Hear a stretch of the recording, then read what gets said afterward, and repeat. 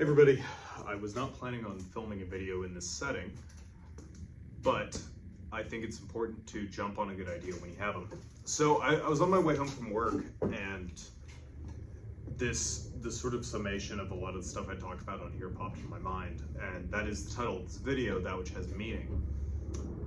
So what does that actually mean, and why is that important? Well, a lot of what I talk about on here is stuff that is important to me, stuff that has intrinsic meaning. And the fact that you're watching this, and if you maybe weren't there at the time, you may not derive the same meaning from it as I do. You may hear the passion in my voice, you may look at some of the links to bands or whatever and say, oh, that's pretty cool, but it may not be the same. And kind of on the other side, I'm sure that there are things in your life that are super meaningful, these really important memories or experiences you've had that you know, you could explain, you know, your first summer job to me, and I'd say, well, yeah, it sounds like you were working at McDonald's, when, you know, really maybe you like met your first girlfriend there, maybe you met a best friend there, maybe you had a really good shift manager or whatever. And so the whole point of this is to just talk about that, just meaning itself and seeking that out and what that kind of looks like. Because I think a big issue that I'm seeing nowadays, and as I'm talking to younger people, you know, people who didn't get to have the kind of upbringing that I did, which was like outside running around doing things, I've heard more and more people say that they're, well, not so much say, but allude to this idea that they don't really have this like intrinsic meaning in their life, or they want this, but they don't really have anything that naturally fits that. So they try to find things to assign that to. You know, whether it's like video games is pretty common, or stuff online or whatever. But the downside of that is, on the internet, it's so easy for somebody to just start talking shit anonymously. I mean, I do that all the time, which I'm better than that, and I should probably stop, but it happens, and there are people who do it much more than I do. And so I think it's important to really sit down and define, you know, what is actually meaningful, what is the thread that runs through all the videos that I'm always chasing down. And to draw from a conversation that I was having with a friend the other day, I wanted to give a good example, and that is music. So he grew up with punk rock. I met him through punk rock. We share that in common. As I've talked about in other videos, black metal to me is huge. Black metal is very meaningful to me.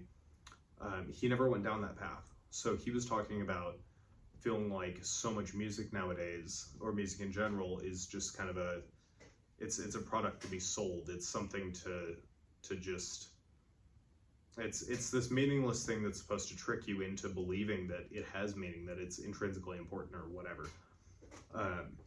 And I said, well, yeah, but you know, there's like black metal, there's these labels and this kind of thing. Well, the thing is, to me, that stuff is meaningful, but not so much to him. And he came back with, to summarize a long conversation, he basically said, you know, yeah, but that's a label in Norway or in Sweden or whatever. And yes, this meaningful stuff that they're putting out, I see that this is genuine, but it doesn't really have meaning to me because I wasn't there. And then he gave the example of going and seeing your friend's band. And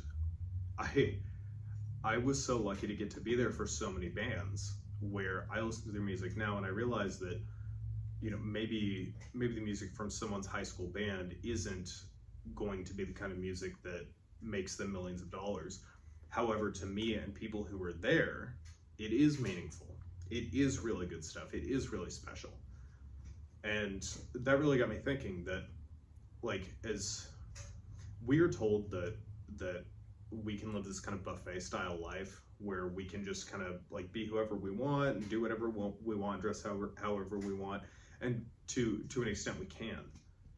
But I think that there's a certain level of genuinity there that you can only get through experience. And it's made me realize that, like, when I was younger, I remember growing up in the city that I did, which was a big city, but not a huge city and not near as big as some of the other ones around us. And so I remember growing up and seeing like punk guys and metal guys and stuff like that. You know, I had a couple friends who were into black metal, but then I would go to other cities and see guys who were really into black metal, like big crowds of them, whatever. And I remember thinking, man, that guy is so cool. But then looking back, it's ironic because listening to like Darkthrone with my friends is so much more meaningful than, you know, hearing about some super underground thing from some dudes that I didn't know and I didn't hang out with. Getting to see Mayhem live was super cool, but getting to see local black metal bands who aren't even on Metal Archives anymore, that is so much more meaningful to me. And so what my friend said, and really kind of the point of this video, is that, I'm trying to remember how he put it. I think he said, like, the most meaningful things are, or the most meaningful experiences are the ones where the admission money goes to everyone who's sitting in the room, or goes to people who are sitting in the room. And it's kind of this idea of, like, now that I'm older and I can think about this stuff through the light of time or whatever, I think it's, if you're like a punk or something, I think it's a lot cooler to go see your local punk band, to go see your friends playing, to go hang out and just make whatever music you guys want to make, even if it's not punk, or even if, you know, you're really into like hardcore and crossover and like that kind of stuff. Well, if the only punk band is like kind of artsy, it's cooler to see them and to hang out with them than to like go online and try to join a forum and like talk about like Youth Crew music or like whatever with some dude from New York.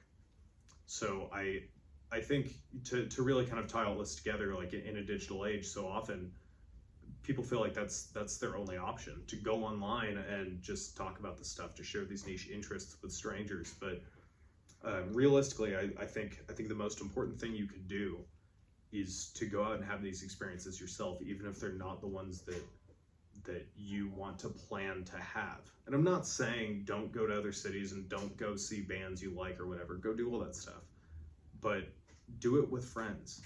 Go hit up your friends and be like, hey man, you know, I'm gonna drive 3 hours. You want to come with? You know, and just carpool. Because those conversations, those experiences are gonna have so much more meaning than just like filming the whole show on Instagram, because frankly nobody wants to see it.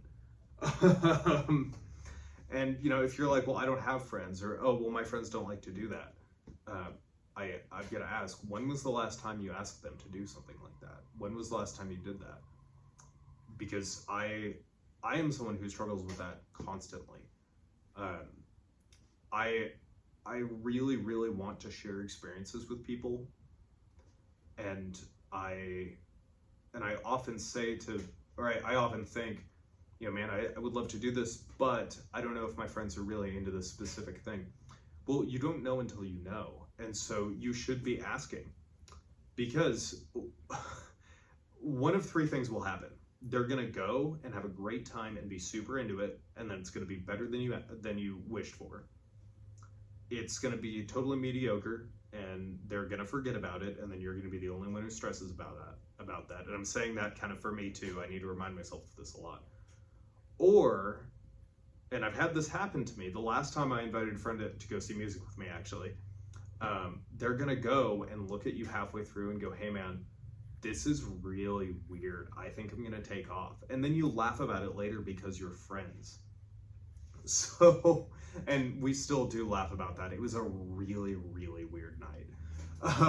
Anyway, so yeah, the experiential stuff is important. I think getting out there and doing it, that building stuff with your friends, having experiences with your friends, or just simply doing it yourself is so much more important than doing it digitally, or so much more important than not doing it at all because it's not perfect.